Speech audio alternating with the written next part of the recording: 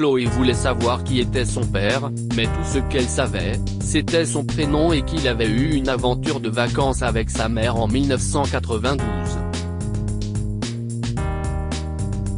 Son mari, Steve, a donc suggéré de publier une histoire sur Facebook, qui est devenue virale. 3 hommes ont répondu et ont été invités à rencontrer Chloé et sa famille. En les observant, elle s'est rendue compte d'une chose choquante. Devrais-je vraiment le publier ? Chloé demande à son mari, Steve, alors qu'elle pose son doigt sur la touche entrée de son ordinateur portable. Oui, chérie. Si est la meilleure option, affirme Steve, et Chloé clique pour télécharger le message. Elle ne savait pas si cela fonctionnerait. Mais elle avait de l'espoir. Le post avait été suggéré par Steve, car Chloé rêvait de découvrir qui était son père depuis qu'elle avait perdu sa mère à l'âge de 11 ans. Elle a grandi dans le système sans aucune autre famille. Bien sûr, Steve était maintenant sa famille, un mari formidable et un père fantastique pour leurs enfants. Mais elle s'est toujours demandé si elle avait un père ailleurs. En 1992, la mère de Chloé a eu une aventure estivale à Cancún, au Mexique, avec un inconnu qu'elle n'a jamais revu.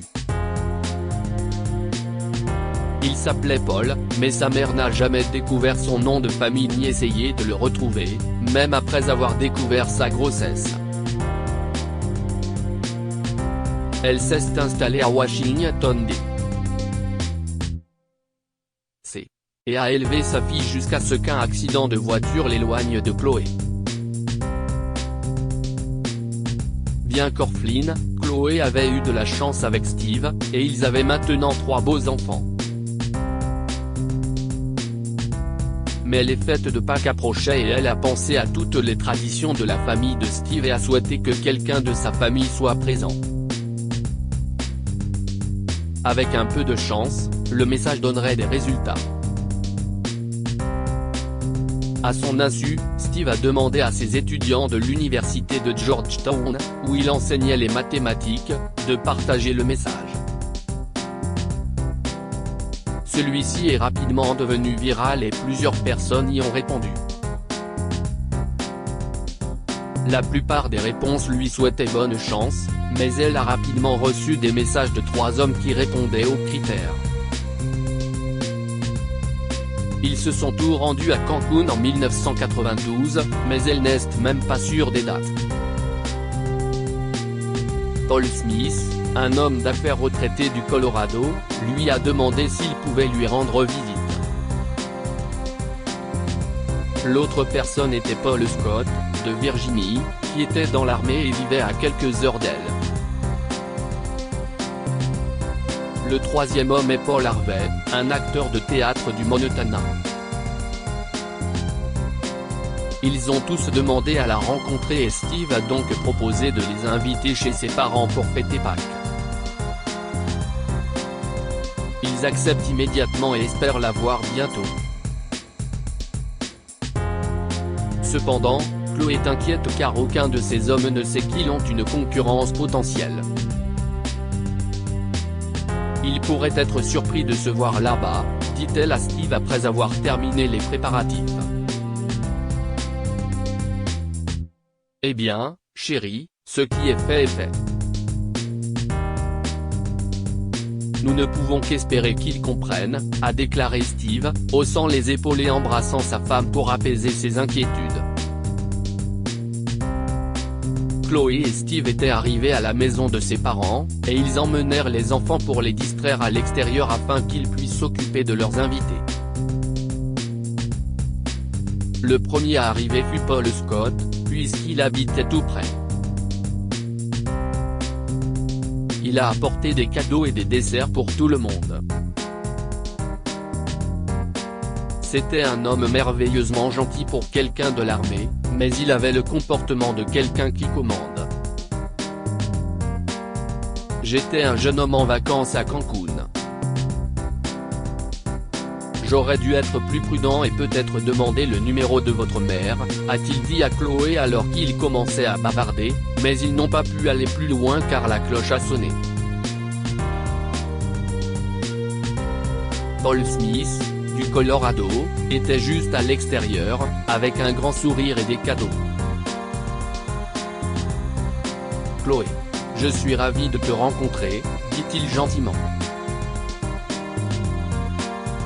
Mais il fronça les sourcils lorsque Chloé le présenta à Paul Scott. Et avant même qu'il ait pu s'asseoir et discuter, la cloche a de nouveau sonné. Enfin, Paul Harvey est arrivé, lui aussi avec des tonnes de cadeaux. Chloé s'est sentie mal à l'aise. Elle n'aurait peut-être pas dû leur parler de ses enfants. Mais le mal était fait. Elle présente le dernier Paul au groupe et les fait s'asseoir.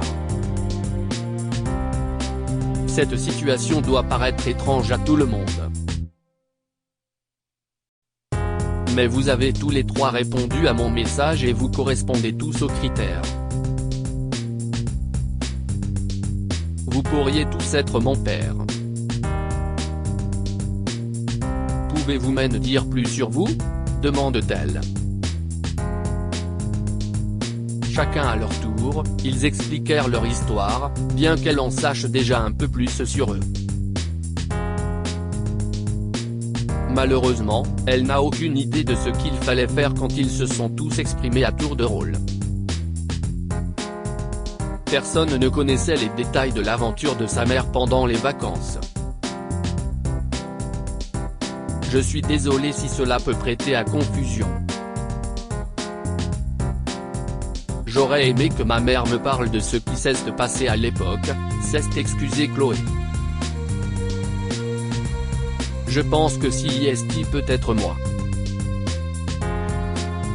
Tu as mes yeux, a déclaré Paul Harvey, mais les autres Paul n'ont pas aimé ces mots. Chloé ressemble à ma mère, suggère Paul Scott. Je pourrais vous montrer une photo d'elle. Vous vous ressemblez beaucoup. Je crois qu'elle a mon nez, en fait, dit Paul Smith, essayant d'attirer l'attention sur lui. Très vite, les trois hommes se sont mis à se disputer à propos de tout, comme si Chloé était une compétition à gagner. Elle a détesté cela et a chuchoté à Steve que cette réunion avait été une erreur. Si alors que son mari décide d'intervenir. Messieurs, arrêtez. J'ai une idée. Je vais retourner à notre appartement pour prendre une photo de la mère de Chloé. Cela pourrait nous aider à résoudre ce problème, a-t-il déclaré. Chloé n'était pas sûre que cela fonctionnerait, car cela faisait des décennies. Il se peut qu'il ne reconnaisse pas du tout sa mère. Peut-être que les tests ADN étaient la seule option. Mais Steve est quand même retourné chez eux. Entre-temps, elle a emmené les hommes à l'extérieur, où les parents de Steve avaient préparé une chasse aux œufs de Pâques pour les enfants. Elle a présenté les hommes comme des amis de la famille, et chacun de ses enfants a attrapé un Paul chacun, leur demandant de l'aider dans la recherche. Ils ont rapidement trouvé tous les œufs et sont retournés à l'intérieur. Les hommes ont aidé à préparer la table et ont parlé aux enfants comme s'il était leur grand-père. Ils se sont également bien entendus avec les parents de Steve et ont fini par se parler de la vie. Leurs chamailleries antérieures ont été complètement oubliées. Lee Seung-homme passe tout son temps avec sa femme alitée, elle disparaît alors qu'il quitte la maison un jour. Je te présente ta nouvelle maman. Une fille est stupéfaite lorsque son père veuf ramène sa meilleure amie à la maison. Un garçon de 15 ans entre en trombe dans la maison du petit ami de sa mère après que celle-ci est rentrée en pleurant. Lorsque Steve est revenu avec la photo, Chloé l'a prise, l'a cachée dans sa poche et a secoué la tête en direction de son mari. Je n'ai pas besoin de savoir quoi que ce soit, chérie. J'aimerais que tous ces hommes soient mon père, a-t-elle expliqué en lui souriant. Elle avait le cœur plein après avoir vu les hommes avec les enfants. Elle n'avait besoin de rien d'autre. Elle entretenait des relations avec chacun d'entre eux, et il finissait par ne plus se soucier de sa filiation. Ils aimaient ses enfants par-dessus tout. Que pouvons-nous apprendre de cette histoire? Il vaut mieux être prudent pendant les vacances. Les choses arrivent, mais il vaut mieux être attentif et prudent lorsque l'on s'engage avec quelqu'un. La biologie n'est pas tout.